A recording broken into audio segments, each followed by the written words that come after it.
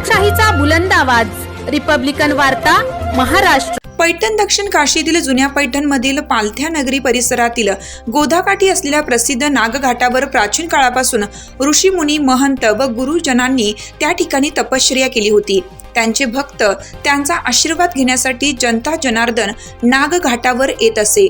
तेव्हापासून दरवर्षी पारंपरिक प्रथेप्रमाणे ऋषी पंचमी उत्सव नागघाटावर साजरा केला जातो। आज रविवार दिनांक 8 रोजी ऋषी पंचमी पर्वतावर मराठवाड्याच्या कानाकोपऱ्यातून ऋषीमुनी गुरूंची पूजा अर्चा पुरोहितांच्या मंत्रघोषात भक्तांनी केला। ऋषीमुनींच्या वास्तव्याने पवित्र झालेल्या नागघाटावर ऋषी पंचमीला गुरुजनांचे आशीर्वाद मिळाल्यास कुटुंबात सुख समाधान लाभते अशी भाविकांची श्रद्धा असल्यामुळे नागघाटावर भक्तांची मोठी गर्दी झाली होती। नागघाट भक्त मंडळांच्या वतीनं आलेल्या भाविकांची चांगली व्यवस्था ठेवली होती।